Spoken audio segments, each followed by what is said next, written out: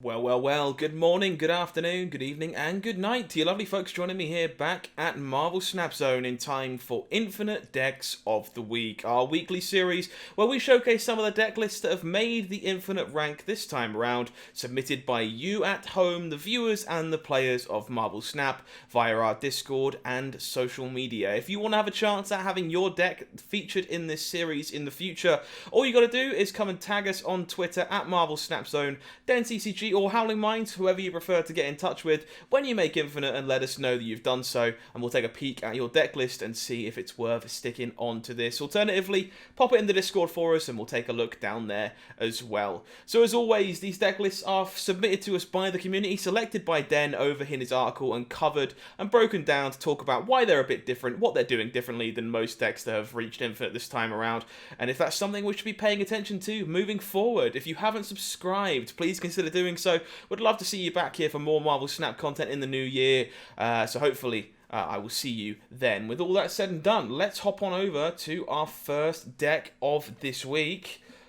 Galactus, coming in from Aaron Markowitz this time around. This is an interesting one to see this late in the season. We wanted to do something a little teeny bit different this week in Infinite decks.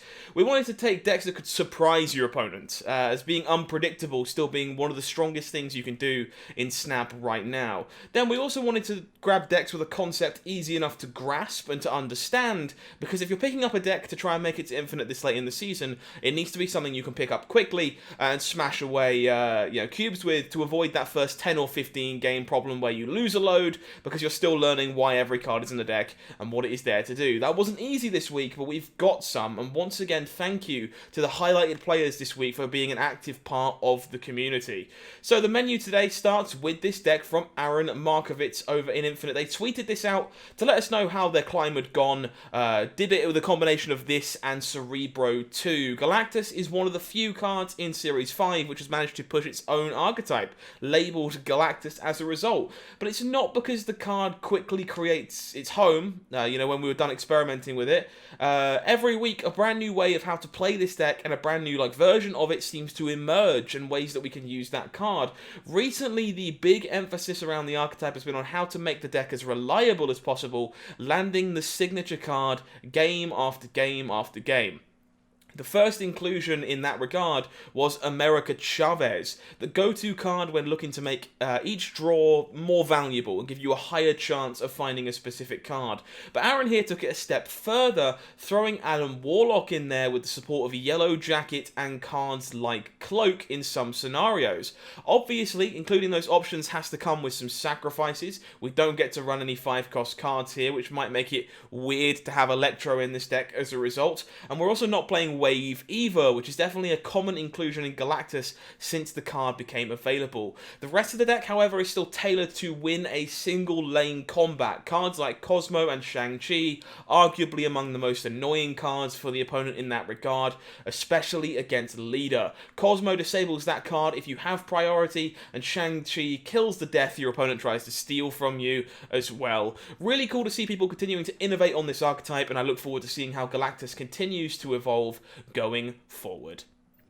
Okay, up next we've got a list from Moops posted on Twitter as well this week. Sera, Surfer, Patriot? Are we smashing all these things together at this point?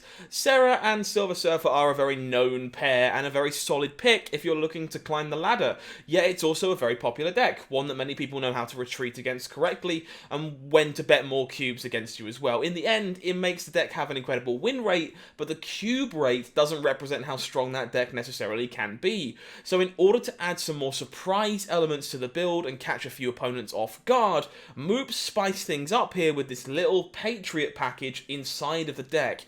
Patriot, Squirrel Girl, Misty Knight, Shocker, Cyclops. And we can immediately see how this makes some sense, as both Patriot and Cyclops benefit from the Surfer buff, as well as Brood benefiting from the Patriot buff and the Surfer buff at the same time. This creates this hybrid deck where you show two different strategies to the opponent while still having 7 3-cost cards cards in the deck enough to still pull very strong late game synergies. It's a bit tricky for a lot of players to anticipate precisely how many points a Sera Surfer deck is going to be able to develop by the end of the game. Still, we are starting to be able to guess quite reliably, which is, what will happen on an empty lane if Brood hasn't been played yet, or where will the opponent try to contest based on where Maximus, Iron Man, or Sera were played previously. With Patriot in the mix, the math becomes even more difficult to execute, and that's if you recognise that it's a Patriot deck at all. On the contrary, if you recognise the Patriot package early on, maybe you don't necessarily expect Sera to dump so much extra points of damage on the final turn of the game.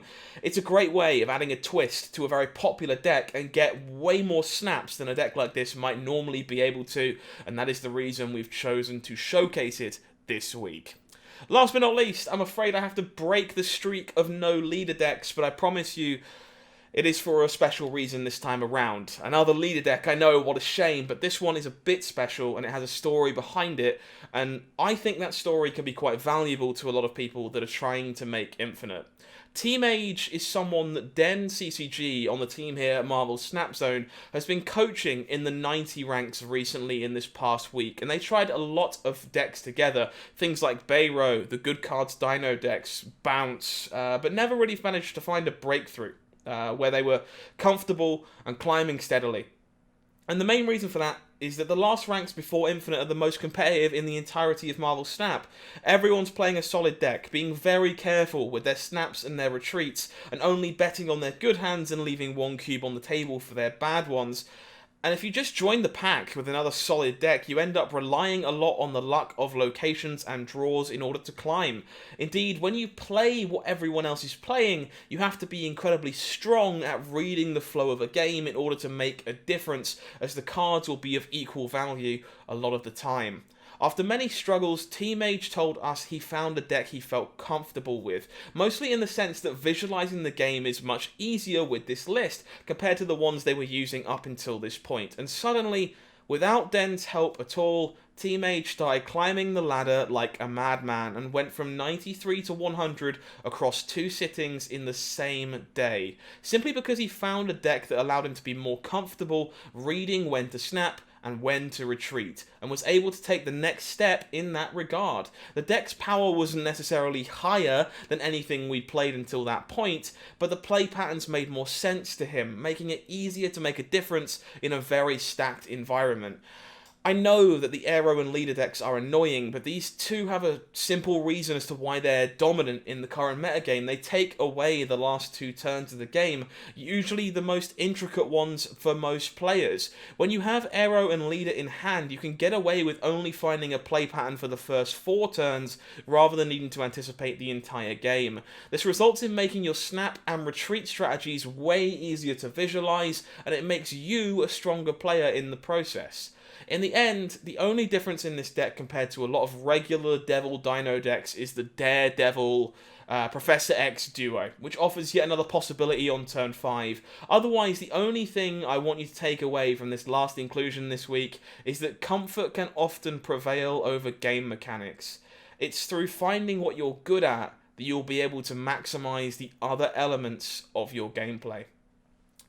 This is one of our last videos of the year, and it definitely had a bit of a cheesy finish to it. But as the season comes to a close, players seem to be defaulting back to more common archetypes than trying to rely on creativity.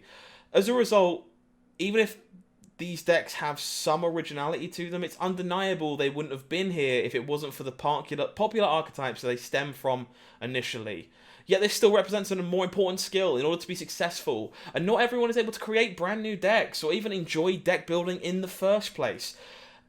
Being able to understand what you like in an archetype and what you think is replaceable in order to open up some wiggle room for your own ideas isn't a bad thing.